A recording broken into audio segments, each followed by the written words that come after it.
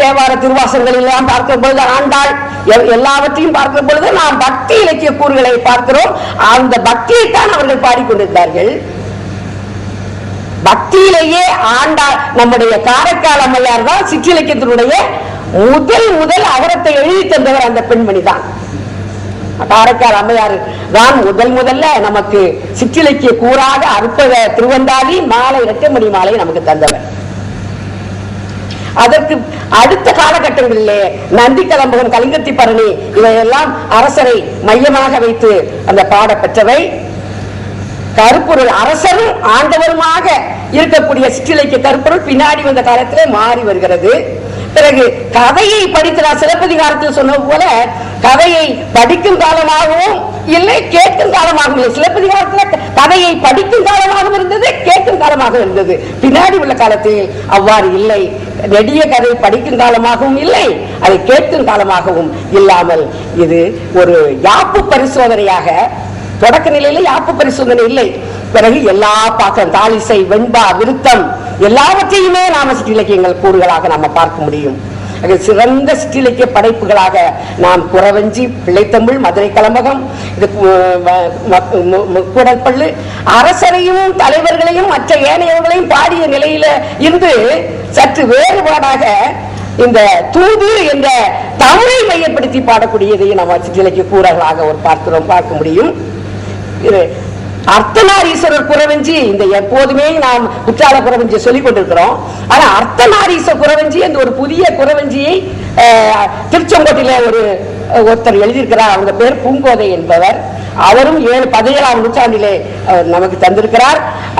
அருமையான ஒரு குறவஞ்சி, சிங்கன் சிங்கி, அது அர்த்தநாரீஸ்வரன் இறைவன் இவற்றை பாடக்கூடிய ஒரு ஆற்றல் வாழ்ந்த ஒரு பெண்மணியாக நமக்கு தெரிகிறார். ஆக கடவுள் வணக்கம் பாடிய சுந்தரம் பிள்ளை தமிழை எப்படி மையப்படுத்தி முதன்மைப்படுத்தி பாடினாரோ அதே போல தமிழை முன்னிலைப்படுத்தி தமிழ் வீடு, தூது போன்ற இலக்கியங்களையும் நாம் ஏனைய அழகர் விட்டலை வீடு தூது இருந்தால் கூட, இறைவனை மையப்படுத்தினால் கூட தமிழ் இலக்கியத்தை அல்லது தமிழை மையப்படுத்திய தூது வகையை நாம் பார்க்க முடிகிறது. ஆக இத்தனையும் முன்னுரையாக இனி நான் உங்களுக்கு சொல்லிவிட்டு, இந்த குறவஞ்சியிலேயே பல பெத்லகேம் குறவஞ்சி போல ஏனைய ஞான கச்சிப்பிள்ளை என்ற ஒரு முஸ்லிம் அம்மா, அதே போல அனந்தம்மாள் என்ற கிறிஸ்துவ அம்மையார், இவர்களெல்லாம் 17, 18ஆம் நூற்றாண்டிலே நமக்கு பல்வேறு மதங்களை சார்ந்தவர்கள். வைணவத்தையும் பாடியிருக்கிறார்கள், சைவத்தையும் பாடியிருக்கிறார்கள். அதே போல முஸ்லிம் மதத்தை சார்ந்தவர்களும் சிற்றிலக்கியங்களை நமக்கு தந்திருக்கிறார்கள். கிறிஸ்துவ மதத்தை சேர்ந்தவர்கள் சிற்றிலக்கியங்களை தந்திருக்கிறார்கள். அதற்குரிய பல்வேறு பாடல்களும் நூல்களும் மெஞ்ஞான குறவஞ்சி, மெஞ்ஞான ஊசல், அந்தாதி பாடியவர்கள் நிறைய அந்தாதிகள் நமக்கு தந்திருக்கிறார்கள். பல செய்திகள் நமக்கு தெரியாமல் அழிந்து மறைந்து இருக்கின்றன. அவற்றை சிற்றிலக்கிய கூறுகளாக நாம பின்னாடி வந்த காலத்திலே நாம் பார்க்க முடிகிறது. ரொம்ப அகிலாண்ட நாயகியினுடைய பெருமையை ஒரு அம்மையார் அருமையாக சொல்கிறார். குயிலை படித்த மொழியையும் மேகம் குறித்து அகவும் அயிலை கழித்த ஒயிலையும் கொல்லன் வடித்து எடுத்த அயிலை நிகழ்த்த விழியையும் கண்டு அங்கு அதிசயித்து கையிலைக்கு இறைவன் காலையில் ஏங்குறும் கார் அணங்கே. ரொம்ப அழகான ஒரே ஒரு எடுத்துக்காட்டு மட்டும் உங்களுக்கு சொல்லணும்னு நினைக்கிறேன். அந்த அந்தாதியில புகழ்பெற்ற ஒரு பாடல் அவங்க எழுத அகிலாண்ட நாயகி அந்தாதி அல்ல, குயிலை பழித்த மொழி உடையவர்களாம் அகிலாண்ட அம்மையார், அகிலாண்ட நாயகி. மேகம் குறித்து அகவும் மயிலை கழித்த ஒயிலையும், எவ்வளவு அருமையான இலக்கண வடிவத்தை அவங்க தந்திருக்கிறாங்க பாருங்க. மயிலை கழித்த ஒயிலையும், மயிலை பழித்த கழித்த மயில் விட்டு நீக்கிய ஒயிலானவள், மயிலை விட அழகானவள். கொல்லன் வடித்து எடுத்த அயிலை நிகர்த்த விழி, கொல்லன் வடித்து எடுத்த அயில் அதை நிகர்த்த விழி கண்டு அங்கே அதிசயித்து விடுகிறார். யார் அதிசயிக்க? நாமளும் அதிசயிக்கிறார், இறைவனே அதிசயிக்கிறார். கைலைக்கு இறைவன் எப்ப அதிசயிக்கிறான்? காலையில் ஏன் கூறும் அவன் என்ன செய்யறான்? இரவலால் எங்களை அதிகாலையில நினைத்து அம்மையை நினைத்து ஏங்குகிறார். அப்படிப்பட்டவரே என்று அந்த ஒரு பாடலை உங்களுக்கு விரிவாக சொல்லிவிட்டு, இதே போல பலவேறு மெஞ்ஞான குறவஞ்சி அந்த கட்சி பிள்ளை அம்மாள் சொல்லக்கூடிய ஊசலை பாடியிருக்கிறாங்க, குறவஞ்சியை பாடியிருக்கிறாங்க. இப்படி பலவேறு சிற்றிலக்கியத்தினுடைய பெருமையெல்லாம் பாடிய ஒரு சிறந்த இஸ்லாமிய கவிஞர்கள், சூஃபி என்ற அந்த தத்துவ ஞானி அவர்கள் பாடிய ஆக எல்லா மதத்தினரும் அருமையாக நமக்கு தந்த சிற்றிலக்கியங்கள் இப்பொழுது நாம் ஆராயப்பட வேண்டிய ஒன்று வேண்டும் என்று சொன்னால் அது சிற்றிலக்கியத்தால் நாம் ஆராய வேண்டும். என்ற இடைக்காலத்தில் இல்ல, பந்தனந்தாதி என்று ஔவையார் பந்தனை பாடிய பாடலை நாம் ஒரு 15, 16ஆம் நூற்றாண்டில் பார்க்கிறோம். அதுக்கு முன்னாடி நம்ம ஆண்டாளினுடைய கூறு பாவை என்பதை நாம் எடுத்துக்கொள்ள வேண்டும். பாவை அதையும் சிற்றிலக்கிய கூறு ஆண்டாள் தந்தது. அதற்கு முன்னாடி காரைக்கால் அம்மையார் தந்தது.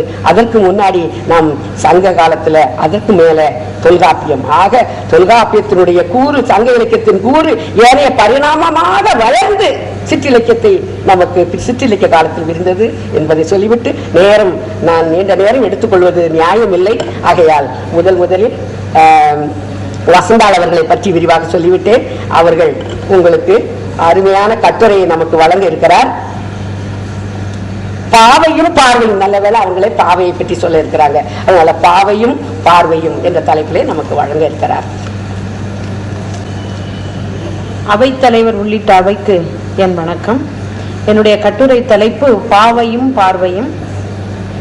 இந்த கட்டுரை பெண்ணிய கருத்தரங்குக்காக, அந்த அமர்வுக்காக அனுப்பப்பட்டது. அவர்கள் பாவை என்பதும் திருப்பாவை என்று நினைத்து அந்த கட்டுரையை வேறு இடத்திற்கு மாற்றம் செய்திருக்கின்றார்கள். இருந்தாலும் திருப்பாவை பற்றி ஓரிரு குறிப்பு மட்டுமே வருகிறது என்பதை சொல்லிவிட்டு என்னுடைய கட்டுரை தொடர்கிறேன். பாவை பார்வை என்று சொல்லும் பொழுது சங்க இலக்கியத்திலிருந்து இப்போ வர உள்ள இலக்கியங்கள்ல எவ்வாறு பெண்ணை பற்றிய பதிவுகள் உள்ளன அப்படின்னு பார்க்கணும்னா அந்த அரங்கம் மிக நீண்ட நேரம் எடுத்துக்கொள்ளும் என்பதனால காட்டுக்காக 2 கால இலக்கியத்திலிருந்து, ஒன்று சங்க இலக்கியம், இன்னொன்று பக்தி இலக்கியத்திலிருந்து மட்டுமே நான் காட்டுகள் எடுத்து தந்துள்ளேன். முதலாவதாக இப்போ நாம் சங்க இலக்கியத்தை பொறுத்த வரைக்கும், அகப்பாடல்களை பொறுத்த வரைக்கும் சில உணர்வுகளை வெளிப்படுத்துவதில் தலைவனும் தலைவியினுடைய பாடல்கள்ல 2 பேருடைய கூற்றுக்குரிய பாடல்கள்ல சமமாக இருக்கிறது. ஒரு சில எடுத்துக்காட்டுகள் வழி நோக்கும் பொழுது தலைவனுடைய கூற்று சற்று மேலோங்கியதாக இருப்பதை காணலாம். அதை இப்ப எடுத்துக்காட்டு வழி பார்க்கலாம். நிலத்தினும் பெரிதே வானினும் உயர்ந்தன்று, நீரினும் ஆறளவு இன்றே, சாரல் கருங்கோள் குறிஞ்சிப்பூ கொண்டு பெருந்தே நிலைக்கும் நாடனோடு நட்பே, இம்மை மாறி மறுமை ஆகினும் நீ ஆகியர் என் கணவனை யான் ஆகியர் நின் நெஞ்சு நேர்பவளே.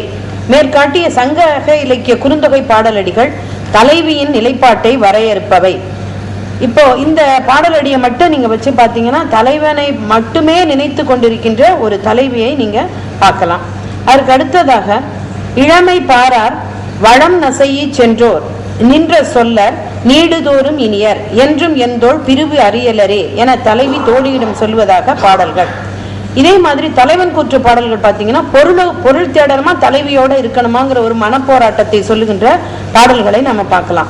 இப்ப புணரிற் புணராது பொருளே பொருள்வையில் பிரியின் புணராது புணர்வே ஆயிடை செல்லினும் செல்லாயினும் நல்லதற்குரியை வாழி என் நெஞ்சே. இது பொருள் கடை கூட்டிய நெஞ்சிற்கு தலைவன் சொல்லி செலவழங்கியதாக வரும். இதே மாதிரி இன்னொரு தலைவன் கூற்றில் அமைந்த பாடல் அவனுடைய மனப்போராட்டத்தை விளக்குவதற்கு ஒரு ஓமை. தேய்பூரி பழங்கயிறு போல வீவது கொல் என் வருந்திய உடம்பே. இப்பாடல் தலைவனின் நெஞ்சம், அறிவு, உடம்பு ஆகிய 3ஐயும் பற்றி பேசுகிறது.